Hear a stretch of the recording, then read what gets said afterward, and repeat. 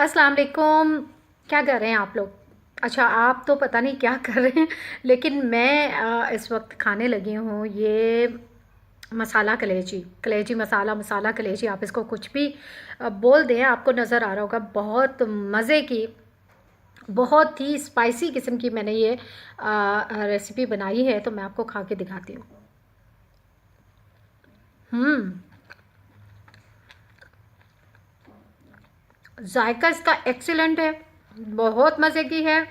और जनाब मैं थोड़ी सी और खाऊंगी, मुझे तो बहुत पसंद आ रही है। पता नहीं आपको कैसे लगे। असल में मैंने ये क्यों बनाया है और मैं इसकी वीडियो आपको क्यों दिखा रही हूँ। वीडियो पूरी देखें जनाब, पूरी रेसिपी बनाई है इसकी मैंने, और आप जब खुद बनाएंगे फिर मुझे बताइएगा कि आपको ये कैसी लगी।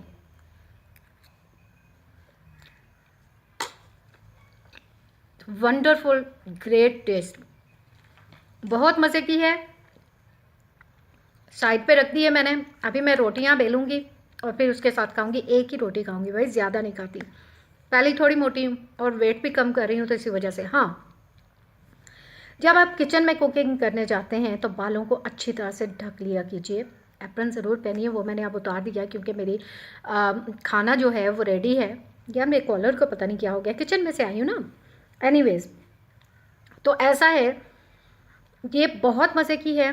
जो लोग ये समझते हैं कि नरगिस काज़मी को सिर्फ हुस्न निखारना आता है, उसको खूबसूरत नज़र आना होता है, आना नज़र आना पसंद है, और शायद उसको और तो कोई काम नहीं आता, ऐसी बिल्कुल कोई बात नहीं। मैं उस औरत को औरत ही नहीं मानती, मैं उस खातून को खातून ही नहीं मानती, मैं उस लड़की को लड़की ही नहीं मानती जिसको खाना ना बनाना आता हो, और जो अच्छा खाना ना बना पाए। मेरे नज़दीक वो उसका औरत होना, मेरे ख्याल में औरत आप उसको नहीं कह सकते। आप चाहे कितने पढ़े लिखे हैं, आप चाहे कितने बड़े अफसर हैं, आप चाहे कितनी ऊंची सीट पे बैठे हुए हैं, अगर आप खातून हैं और आपको खाना अच्छा बनाना नहीं आता तो आप कुछ भी नहीं हैं।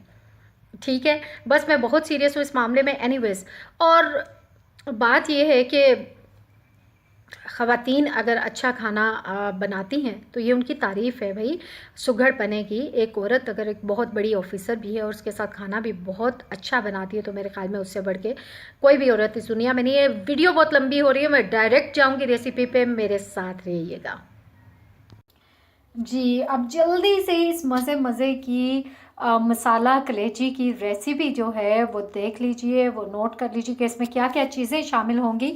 तो जनाब, इसमें कलेजी ये तकरीबन आधा किलो है, तकरीबन क्या है ही आधा किलो कलेजी है। ये मैंने प्याज बना के रखा है, और ये तकरीबन 3 बड़ी प्याज हैं जो इसमें आपने डालनी है। उसके बाद अदरक लहसुन का ये पेस्ट है, तकरीबन 2 खाने के चम्मच ये हैं। और फिर उसके बाद टमाटर और सब्ज़ मिर्चें। धनिया मेरे पास इस वक्त मौजूद नहीं है, सब्ज़ धनिया आप डाल सकते हैं, ज़रूर डालें बीच में, लेकिन मेरे पास इस वक्त मौजूद नहीं है। जो चीज़ें नहीं हैं आपके पास, आप उनको स्किप कीजिए, लेकिन ये जो मेन इंग्रेडिएंट्स हैं आप काइंडली इनको स्किप मत कीजिएगा। उसके अलावा जनाब उसमें आपने डालना है सूखा धनिया, और उसके साथ ये तकरीबन 1 चम्मच बड़ा भर के आपने डालना है। और उसके बाद ये गरम मसाला है, ये तकरीबन आपने इतना डाल देना है, इतना। ठीक है, बल्कि चूंकि कलेजी है इसमें आप मसाला ज़्यादा भी डालेंगी, तो 1 चम्मच भर के भी डाल देंगी तो कोई इतना इसमें इशू नहीं है। इसके साथ आपने इसमें हल्दी डालनी है, सुर्ख मिर्चें डालनी हैं, और नमक आपने लाजमी डालना है। ये कुकिंग ऑयल है, ये आपने कितना डालना है जनाब इस हवाले से भी बता दूंगी, मैं अभी बीच में डालूंगी। ये मैंने कढ़ाई ऊपर रख दी है, ये देख रहे हैं आप, कढ़ाई ऊपर मैंने रख दी है, और इसमें पहले से थोड़ा सा ऑयल मौजूद था तो कोई मसला नहीं है, मैं इसको ज़ाया नहीं करूँगी क्योंकि ज़्यादा पुराना नहीं है। रात को इसमें हमने कुछ चीज़ें फ्राई की थी। तो आप जनाब ये जो प्याज है आप घी थोड़ा सा गर्म करके, या वैसे भी आप इसमें डाल सकते हैं, तो अपना सारा प्याज आप इसमें जो आपने काट के साइड पे रखा है 3 बड़े प्याज, ये इसमें डाल दीजिए, और इसके बाद इसको भूनिए। और हमेशा मैं आपको ये कहती हूँ कि कभी जो भी आप जब भी आप कुकिंग करें तो उसके लिए, मैं नहीं कहती, सारे ही कहते हैं, मेरी अम्मा कहती हैं और जनाब कहती होती थी अम्मी मेरी, और उसके अलावा वैसे भी अच्छा होता है। अब मुझे लग रहा है कि घी इसमें कम है, तो मैं इसमें थोड़ा सा घी और डालूँगी, और फिर इस प्याज को दरमियानी आंच पे मैं इसको, ये देखें, तकरीबन दरमियानी आंच पे, चूँकि कढ़ाई मेरी मज़बूत है, मोटी है, और मतलब पतली नहीं है। हमेशा जब भी आप खाना बनाया करें तो कोशिश किया करें कि जो कढ़ाई है वो आपकी मोटी हो, ठीक है। जब भी चीज़ आप फ्राई करें तो उसके लिए मोटी कढ़ाई बेहतरीन होती है। और जो पतली कढ़ाइयाँ होती हैं, पतली मतलब जिनका मटेरियल पतला होता है, उससे कम गेज की जो होती हैं, उससे ये होता है कि आपका खाने का टेस्ट वो नहीं आता, अच्छा टेस्ट नहीं आता। और जनाब इसमें मुझे घी कम लग रहा है, मैं थोड़ा सा और घी, जी मैं इसमें थोड़ा सा घी और ऐड करने जा रही हूँ। कुकिंग ऑयल ये मैं तकरीबन अंदाज़े से ही डालूँगी, मेरे ख्याल में काफ़ी है, आप भी डाल सकते हैं। आप जो बड़े चम्मच जो सर्विंग स्पून, जी अब आप देख रहे हैं कि प्याज तकरीबन मेरा गुलाबी गुलाबी सा हो गया है, सुर्ख हो गया है। तो अब इसमें मैं तकरीबन मुझे इसमें इसको इस शक्ल में लाने में 5 से 7 मिनट लगे हैं। अब जल्दी से मैं इसमें डालूँगी पहले कलेजी। आप लहसुन प्याज भी डाल सकते हैं, लेकिन मैं इसलिए नहीं डाल रही लहसुन प्याज के, कलेजी में एक मखसूस किस्म की महक होती है जो मुझे ज़रा भी अच्छी नहीं लगती। तो मेरा दिल करता है, साथ ही मैं चूल्हा थोड़ा सा तेज़ करूँगी, मैंने स्लो कर दिया था क्योंकि मैं चीज़ें रेडी कर रही थी, ठीक है। इसमें मैं अदरक लहसुन का जो पेस्ट है वो मैंने पहले इस वजह से नहीं डाला कि मुझे इसकी स्मेल इतनी अच्छी नहीं लगती कलेजी की। जब बनाते हुए और बनाने के बाद एक हल्की सी इसमें से स्मेल होती है, लोग इसमें दही डालते हैं, मैं कुछ भी नहीं डाल रही, मैं सिर्फ टमाटर और सब्ज़ मिर्चों से इसको बनाऊंगी, तो मैं कोई इसमें दही वगैरह नहीं डाल रही। तो आप ये देख रहे हैं, ये मैंने डाल दिया है जनाब, और इसको मैं थोड़ी देर भूनूंगी और फिर उसके बाद मैं इसमें शामिल करूँगी, मतलब 1-2 मिनट के बाद मैं इसमें शामिल करूँगी लहसुन अदरक का पेस्ट, ठीक है। उससे ये होगा कि इसमें जो स्मेल है कच्ची कच्ची की वो नहीं रहेगी। मेरे ख्याल में बहुत हो गया है, तो मैं इसमें अब अदरक लहसुन का पेस्ट शामिल कर दूँ। पटक पटक कर रही है, मेरे ख्याल में चूल्हा थोड़ा सा कम कर लें ताकि पटकना कम कर दे मेरे ऊपर सारा पटक पटक के आ रहा है। ये जनाब अदरक लहसुन का पेस्ट मैंने इसमें शामिल कर दिया है। अब उसके बाद मैं इसको अच्छे तरीके से मिक्स करूँगी। पता नहीं क्यों आज बहुत ज़्यादा पटक रही है ये इसको मैं शामिल करूँगी। और उसके साथ